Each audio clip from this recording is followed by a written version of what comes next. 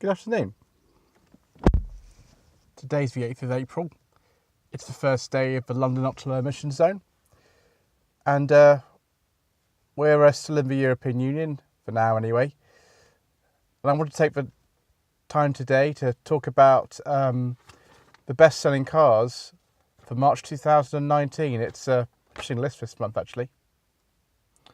So, for those of you who know about the sort of trends in the market over the last couple of years will know that the general trend is down.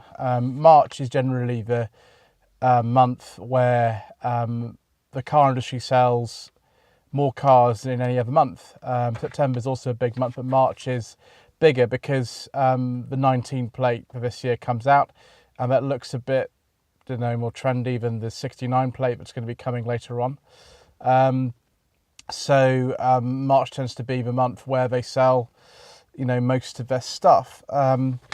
So, for example, the car market for this year is 3.4% down over March 2018, and year to date is down 2.3%, despite this massive rush that various companies did to try and get people to buy cars before the date we thought we were leaving the European Union. That doesn't seem to have worked particularly well, but there are a number of manufacturers that have done quite well in the midst of general sort of market doom and gloom. So the best-selling car for March was once again the Ford Fiesta. That's been the case for a long time now. Just over 14,500 cars. Next is the Corsa. I'm amazed how Corsa keeps selling. It's so old now. It's 13,250. Next for Golf. Again, that's being replaced later this year. 11,000 thereabouts. Mercedes A-Class, 10,800. Nissan Qashqai, 10,700. Ford Focus, 9,750. The Mini, about 9,000. The Polo, 8,600. The BMW 1 Series, 8,000. And the Toyota Yaris, 7,853. Some of these are a bit of a surprise. The Yaris, it's a very old car now. It was launched in 2011. The 1 Series, I've not seen a 1 Series of top 10 for a while. Stuff like the Polo and the Qashqai and the Mercedes A-Class and the Ford Focus, that's not really a surprise. They're all excellent cars, but the margins are much closer than I thought they were. And as I said, the Corsa's been going since 2006. The car was heavily modified in 2014, but still, I'm amazed how some of these things stay on the market. The Golf has been on the market since 2012. That still seems to be selling pretty well. So I think either there's some really good deals out there, or we're just a very conservative bunch and we just keep buying the same stuff, and the manufacturers don't mind that particularly, I should think.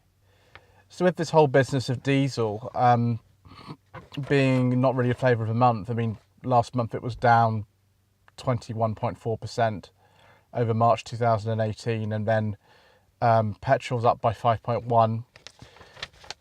You can see that actually other alternatives are coming in. So your alternative fuel vehicles, electric cars, hybrids, that kind of thing, they're up by 7.6% in March, which is great.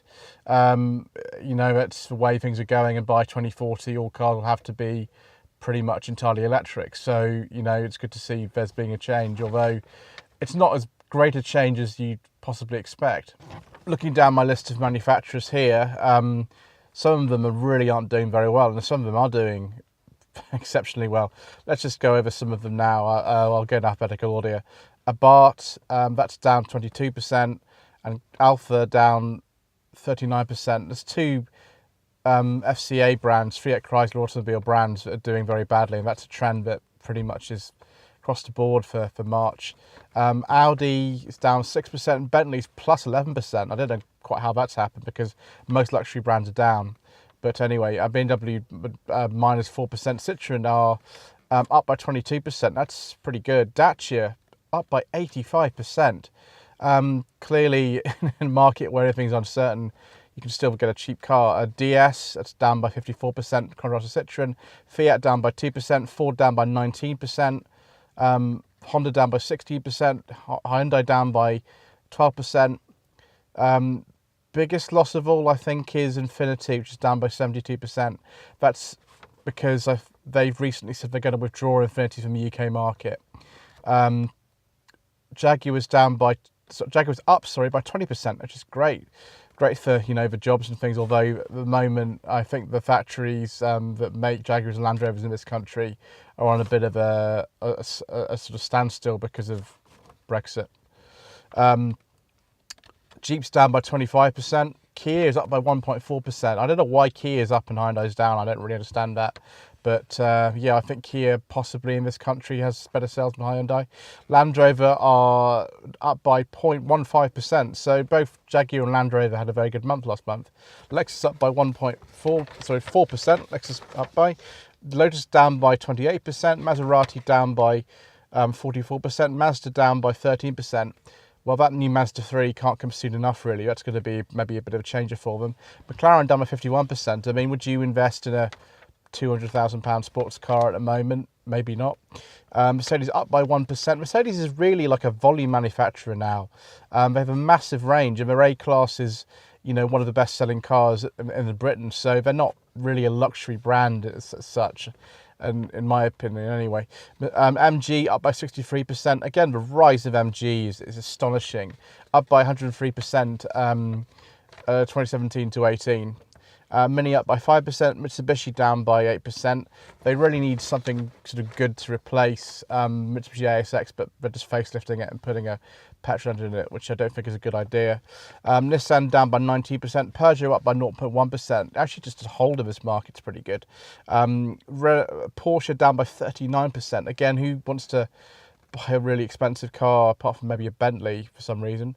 Renault down by 5.5%. Seat, they're doing really well, up by 7.2%. Skoda, again, same sort of thing, up by 2.5%. Smart down by 15%. Ssangyong down by 29%. Now, the new Korando, which was launched at the Diva Motor Show last month, looks really, really good, and I'm looking forward to test driving one of those at some point, actually, and hopefully that can reverse their fortunes, because Ssangyong, their sort of sales per month are about 400 vehicles or 450. It's not a lot. Subaru, even less vehicles probably a month than Ssangyong now. They're down by 17%. Suzuki down by 4%. Toyota down by 7.4%, even if the Yaris is doing very well. Vauxhall up by 2%. I think that's probably down to sort of slimming the range back, and just the Corsa just selling really, really well. Volkswagen up by 1.3% and Volvo up by 26%. So some people are doing really well, some people are not. And there is kind of a trend that the sort of cheaper brands are doing better, although it's not entirely the case. So I hope you found that video interesting. I always find it fascinating to see what's going on in the UK new car market. Don't forget to subscribe to the channel to be notified of new videos. Don't forget to like this video, to leave a comment below. Don't forget as well to visit my website if you wish to do that. It's www.lloydvehicleconsulting.co.uk. My Facebook page is facebook.com/Lloyd Vehicle Consulting. And thank you very much indeed for watching. Don't forget to get in touch with me if you wish me to source any one of the new cars that I've mentioned today, or indeed anything else. Thank you very much indeed for watching.